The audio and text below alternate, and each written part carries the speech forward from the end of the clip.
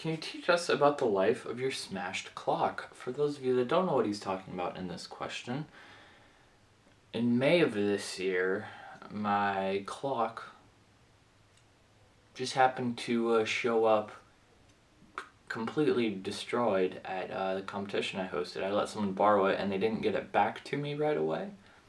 And some kids were playing with it and it kind of broke. I've been switching around internals and trying to fix up clocks, and so right now this is the most badly damaged part, and this is the signature of the clock world record holder. What puzzle were you most excited for? There's been several puzzles that I've pre-ordered over the years, but I was really excited for the Panshi. Didn't turn out quite as I had hoped. What event do you want to set a world record on? There's only one event that I could feasibly get a world record on, and that is clock. Why am I so beautiful? Well, I don't know. I guess we'll just have to take a look at your profile picture.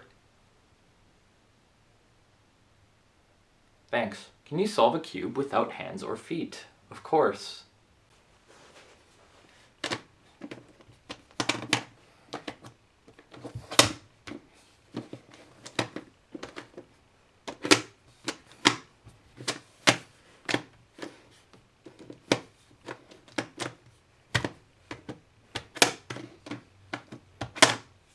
This is much more difficult than I thought it would be.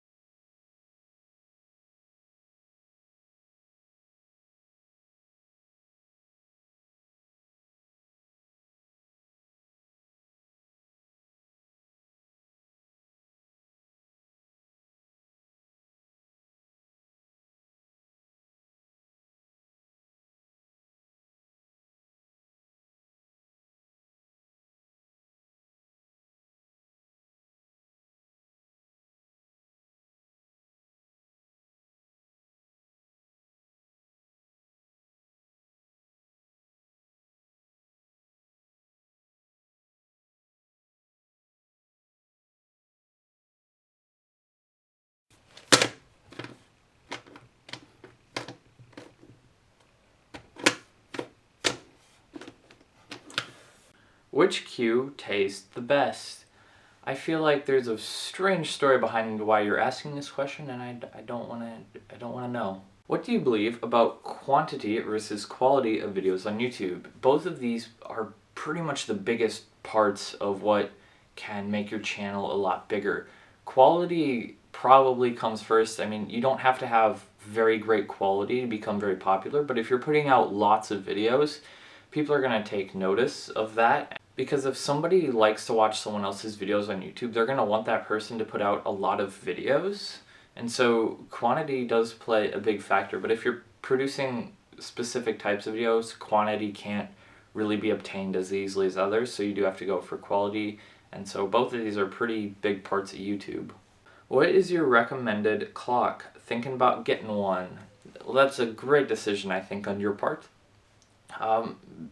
I mean, basically, it depends how much you can spend. If you have $20 to spend, go onto eBay and just search Rubik clock. You don't need the S, they usually come up without it.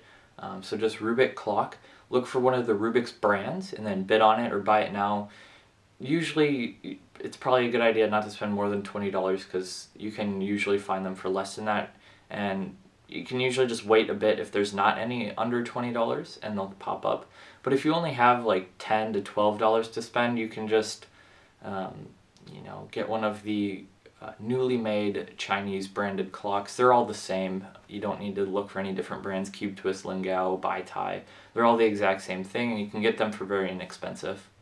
When and where is your next comp? The next competition I will be attending is in Maryland on the 21st. I told my friends I was going to do a blind solve at the talent show, but I can't blind solve. What should I do? Sounds like you need to learn how to blind solve. Are there any upcoming competitions in the Midwest that you will be organizing? If so, where will they be? I am helping on one that will be in Madison, Wisconsin in February probably. It will be a very specialized event competition because the official organizer really only does blind solve, so it's going to be all the blinds in FMC pretty much. There might be a couple of events like clock and feet, but we'll see. I'm helping a lot with that one because the person hasn't organized before, but as far as the next competition that just I am organizing, I've no idea. It might not be till August of next year.